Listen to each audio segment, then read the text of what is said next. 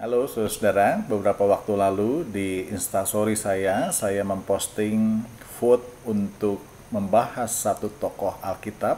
Saya memberikan pilihan tokoh Abraham dan tokoh Hana.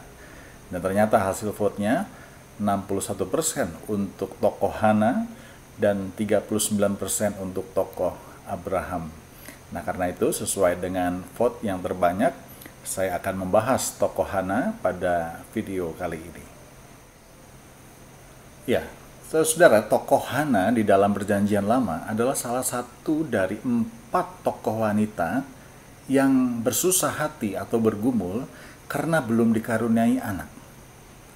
Tapi di antara 4 itu hanya ada satu, yaitu Hana saja, yang bergumul dalam kesusahannya dengan terus berdoa kepada Tuhan. Berbeda dari 3 yang lain. Sarah istri Abraham, ketika dia bergumul, dia malah mentertawakan janji Tuhan bahwa dia akan mengandung anak pada usia lanjut. Yang kedua ada Ribka, istri Ishak atau menantu Abraham. Dia juga bergumul karena tidak dikaruniai anak, tapi dia bersikap acuh dan tidak peduli pada keadaannya. Dan yang ketiga yaitu Rahel, istri Yakub. Dia malah protes, marah terhadap apa yang dia alami. Dia bahkan berkata kepada Yakub suaminya, "Berikanlah aku anak, kalau tidak aku akan mati." Nah, jadi di antara mereka hanya Hana yang begitu rindu menjadi seorang ibu dan tidak jemu-jemunya untuk membawakan kerinduannya itu di dalam doa. Itu sebabnya saudara, Hana suka disebut atau dijuluki sebagai ibu yang penuh dengan doa, the prayerful mother. Ya, jadi inilah ibu yang ideal. Kalau saudara, para ibu ingin menjadi ibu yang ideal, belajarlah pada Hana.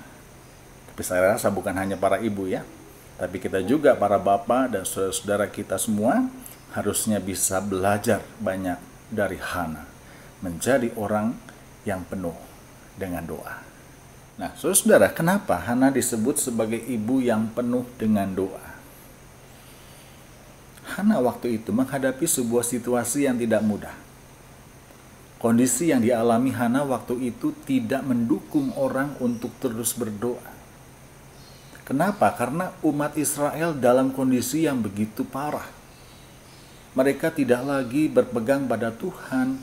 Mereka hidupnya menyimpang dari firman Tuhan.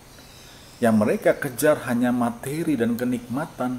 Bahkan diceritakan anak-anak Imam Eli, Hofni dan Finehas pun hidup dalam kemaksiatan.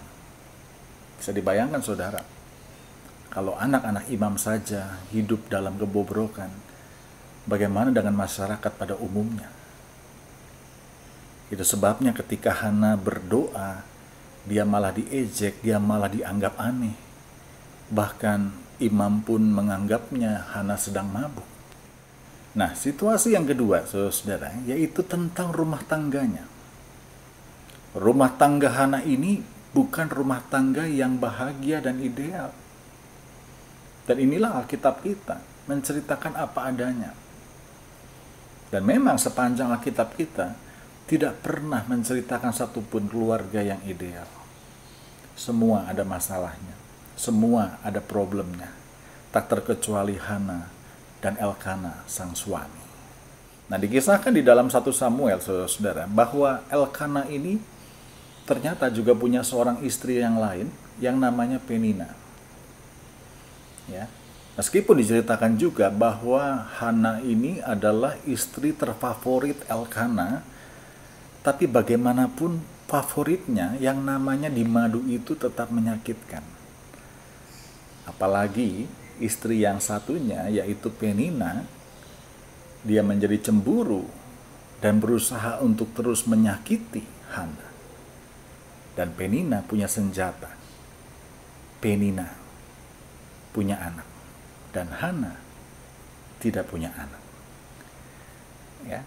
Nah, berapa lama Hana harus menderita seperti itu? Dikatakan di dalam 1 Samuel 1 ayat 7, demikianlah terjadi dari tahun ke tahun, Setiap kali Hana pergi ke rumah Tuhan, Penina menyakiti Hana, sehingga ia menangis dan tidak mau makan. Bisa dibayangkan saudara-saudara, itu terjadi dari tahun ke tahun. Hana menderita, Hana dihina oleh Penina. Karena Penina merasa dia bisa menghasilkan keturunan, tapi Hana tidak bisa. Apa yang saudara lakukan kalau jadi Hana? Bertindak ya. Kenapa diam saja? Bertindak. Buat apa nunggu dari tahun ke tahun? Minta cerai kek? Nyawa pembunuh bayaran kek? Ya kan? Atau bunuh diri sekalian? Tidak mungkin orang menunggu dari tahun ke tahun dalam keadaan yang seperti itu. Tapi sekali lagi, saudara-saudara, Hana tidak seperti orang pada umumnya. Tentu dia sedih, bahkan dikatakan dia tidak mau makan dan menangis. Tapi saudara-saudara, di dalam keadaan yang seperti itu, Hana melakukan hal yang amat penting dan sangat menentukan. Di ayat 10 dikatakan, dengan hati pedih dia berdoa kepada Tuhan sambil menangis terseduh-seduh. Ya, jadi tidak salah kalau dikatakan dia adalah ibu yang penuh dengan doa. Dia tetap berdoa di saat orang lain mungkin sudah tidak bisa berdoa.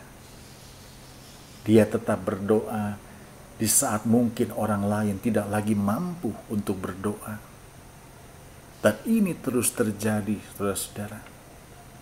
Dia mencurahkan isi hatinya di hadapan Tuhan. Dia mencurahkan doanya itu kepada Tuhan. Karena dia percaya Tuhan pasti mendengar dan akan mengabulkannya. Dan tidak hanya itu. Ketika dia berdoa, dia juga bernasar kepada Tuhan. Apa isi nasarnya?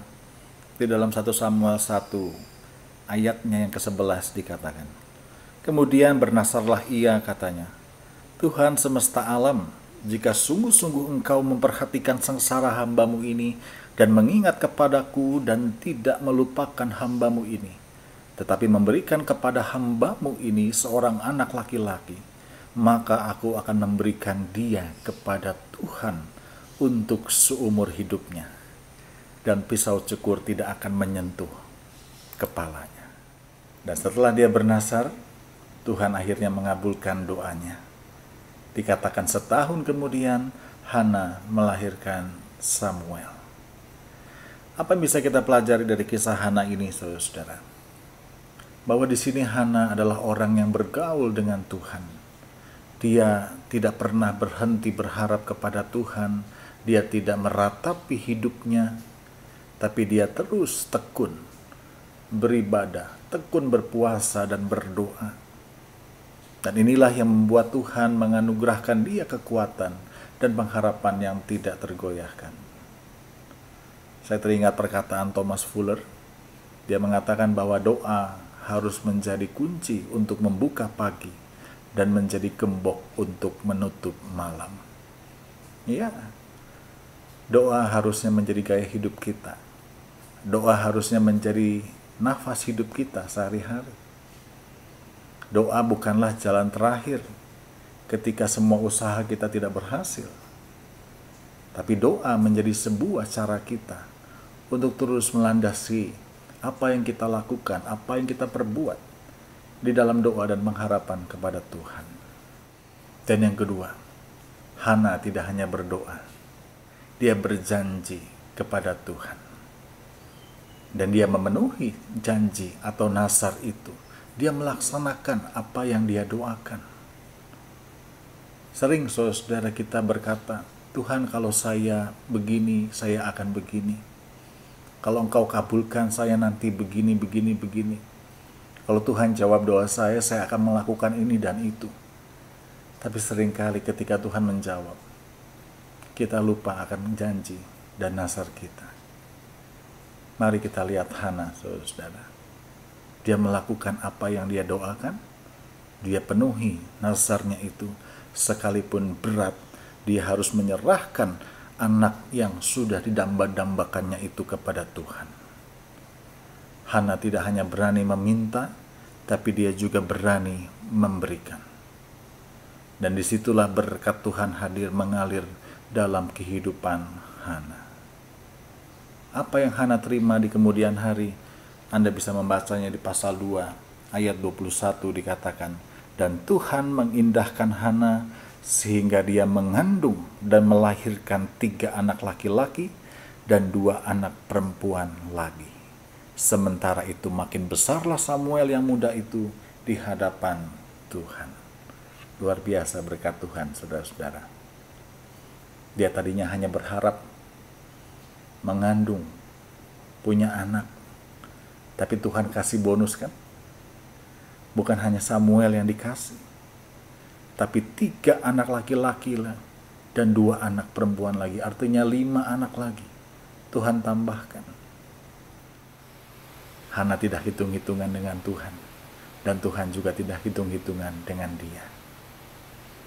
Maka dari itu mari saudara-saudara, biarlah kita, Anda dan saya, menjadi Hana-Hana di masa kini. Menjadi orang yang penuh dengan doa, menjadi orang-orang yang selalu melakukan apa yang Tuhan mau, bahkan juga berani melakukan apa yang sudah kita nasarkan, janjikan kepada Tuhan. Tuhan memberkati, tetap sehat, tetap semangat, tetap bersuka cita.